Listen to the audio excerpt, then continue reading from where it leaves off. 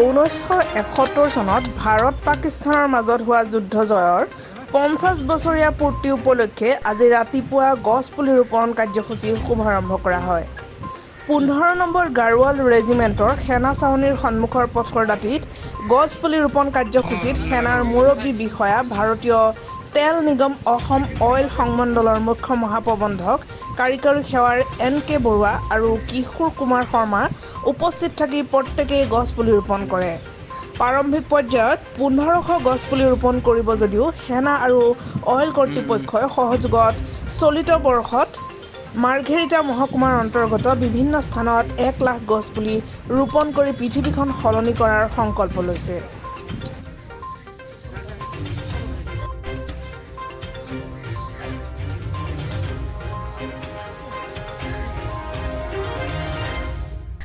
আমি আৰু এটা কথা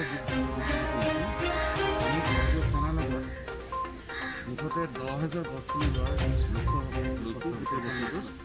আজি প্ৰথম লক্ষ্য এই 1 লাখ পুলি যিটো গোটেই বছৰটো ধৰি আমি ৰোপণ কৰিব লগা আছে তাৰ ভিতৰত ইয়াৰে এইটো এটা অংশ আজি তাৰে শুভাৰম্ভ হোৱা বুলি আমি ক'ব পাৰোঁ ভাৰতীয় সেনাৰ লগত আৰু বাকী আমাৰ যিখিনি বৃক্ষৰোপণ কাৰ্যসূচী আছে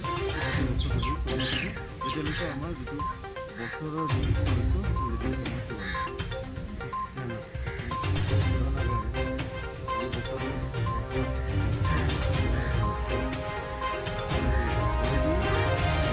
কাৰ্যসূচী বিভিন্ন দিনত বিভিন্ন সময়ত আৰম্ভ কৰা হৈছে। আজিও আমি ভাৰতীয় সেনাৰ লগত 500 গছপুলি ৰোপণৰ এটা কাৰ্যসূচী আৰম্ভ কৰিলোঁ। আমি জনাবলৈ পাই সুখী যে ভাৰতীয় সেনাই 1971 চনত ভাৰত আৰু পাকিস্তানৰ মাজত যি যুদ্ধ হৈছিলে সেই বিজয়ৰ 50 বছৰ হোৱা উপলক্ষে তেওঁলোকেও গোটেই বছৰটো ধৰি কিছুমান কাৰ্যসূচী লৈছে।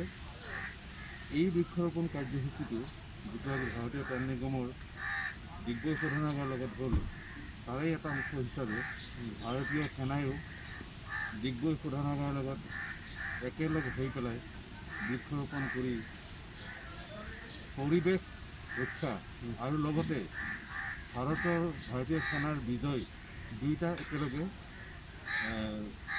মাৰ্ক কৰিছে। আমি ভাৰতীয় তেল নিগমে ভাৰতীয় সেনাৰ লগত এই বৃক্ষৰোপণ কাৰ্যসূচীত একলগ হৈ উদযাপন কৰিবলৈ পাই যথেষ্ট সুখী। ধন্যবাদ। তিনিচুকীয়াৰ পৰা প্ৰমোদ ভূঞা ৰিপৰ্ট, পূৰ্বাঞ্চল টাইম।